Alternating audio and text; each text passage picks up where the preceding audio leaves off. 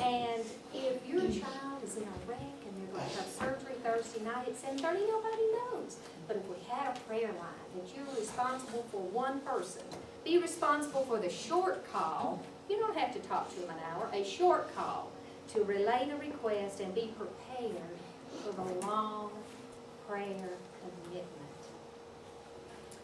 Okay, we're going to pray, we're going to prepare, we're going to pray, and the third thing is listen. 1 Kings 19, 11 through 15, and I'm going to read that. I just love it. This is where Elijah has fled. They're killing the prophets, and he's hiding in the cave. 1 Kings 19, 11 through 15. The Lord said, "Go out and stand on the mountain in the presence of the Lord, for the Lord is about to pass by." Then a great and powerful wind tore the mountains apart and shattered the rocks before the Lord. But the Lord was not in the wind. And after the wind there was an earthquake, but the Lord was not in the earthquake. And after the earthquake came a fire, but the Lord was not in the fire. And after the fire came a gentle whisper. When Elijah heard it, he pulled his cloak over his face and went out and stood at the mouth of the cave. You know, that's just an old wow almost, because I would have been impressed with the wind, earthquake, and fire. That it was God's gentle whisper. I wonder what he whispered to him. Did he whisper his name? Elijah. Or did he say, "I'm God"? There was something about it so powerful in that gentle whisper that made Elijah pull his cloak over his face. Don't forget, as you're experiencing the turmoils of life, to listen for God's whisper. Isaiah 32, whether you turn to the right or to the left, your ears will hear a voice behind you saying, "This is the way, walk in it." Prepare, prayer, listen. And the fourth one is trust. And for me, probably the worst or the hardest. Having faith in God. Total trust. Total faith. For example, last Sunday, when our special contribution for the mission work was taken, I found myself sitting there, "Oh, I just hope we make it." You know, maybe 24/5. Okay, 24/7, 53. Surely everybody, come on, I want to make this so badly. And guess what? It's just like God to give us, as Steve told me yesterday, the latest count is $44,395. Is that an old wow? You know, that's about 4 times what we do on a Sunday morning. And certainly far exceeded my expectations of what we would get. See, there I go. I was just thinking little. God thinks beyond my expectations. We say we have trust and faith in God, but the minute we hear the water, the roaring water, we panic and fear controls us. On a playground, on the seesaw, fear and faith go on each side. If you have a strong faith, fear is going to be down here. But when you're just, "I just can't stand it, what am I going to do? I'm biting my nails, da-da-da-da-da," then the faith is down here. It's either up or it's down. We must trust God and His way, not our way. God doesn't need our help, any help. Sometimes I wonder if we try to help God. You know, Plan A is really good, God. I like Plan A. These are the people that are involved. This will work good for me. How about you? Or Plan B is really good too. I'll give you an option. Do we do that? Do we tell God, "I like Plan A or Plan B"?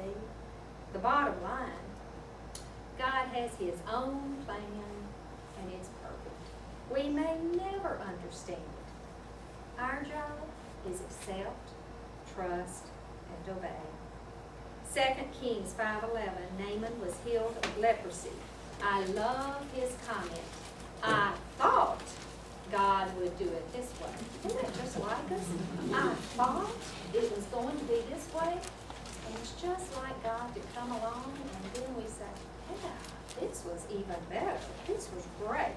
We have to remember that God is not human. God is God. Well, And you know, in the last year, I think that's what's been the hardest for me, because I'm a person, as Jennifer and John will tell you, I have lists. I have daily lists, I have monthly lists, I have yearly lists, and I have the next moment list. But in the last year, God has me exactly where He intends me. No control, in total limbo, and total trust. Because tomorrow morning, who knows what it will bring? 6 months, who knows what it will bring? But can anybody here say, you know what you're going to do? We're going to go home in a machine put together with bolts and screws and drive 70 or more miles an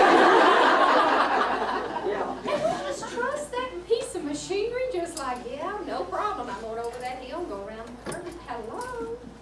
It's a piece of machinery. It's an amazing thing. Our dependence and our trust should be in God. God asked Job 72 questions, of which Job could not respond. During difficult times, we too must humbly remember our position before the eternal, holy, incomprehensible God. And when a tough time comes, don't say, why me? Why not me? Why not me? I am His creation, and He is in total control. Trust, trust, trust. It's tough. One of my mother's, by the way, a real old wow Christian woman in my eyes, favorite hymns was Trust and Obey. And doesn't that say it all? Trust and obey, for there's no other way to be happy in Jesus but to trust and obey. So we have preparation, prayer, listening to God, and trust.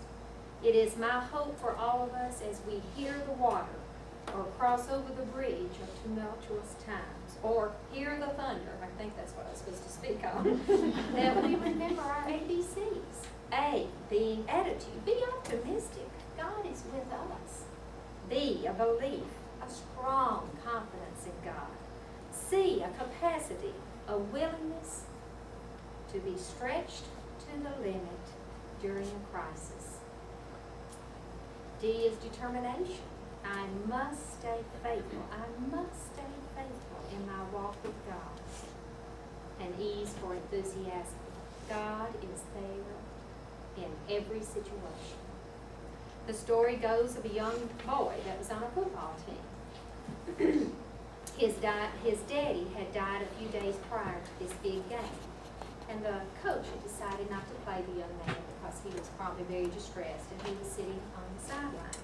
Well, they were losing big time. And finally the young man went up to the coach and says, put me in, I want to play. And the coach says, well, son, you think you're up to it? He says, I want to play. Well, the young boy went out and he dived and he caught and he ran. He was Superboy. He did it all and brought the team back and they won. After the game, the coach went up and said, what in the world was wrong? I mean, I just can't believe you were so possessed to win this game. And he says, my daddy was blind on earth. But he said, today he got to see me play in heaven. Now that's a great story, but let's kick it up a notch, as Emily is saying. Play for your Heavenly Father. Play with enthusiasm for your Heavenly Father because He does see you in every situation. He knows the hairs on our head, every tear we shed, every thought in our heart. He knew your days before you were created and put in your mother's womb. Enthusiasm.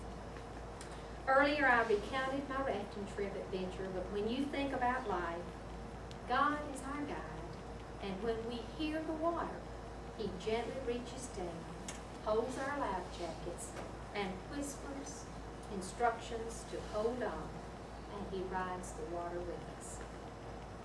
We just have to remember that the task ahead of us is never as great as the power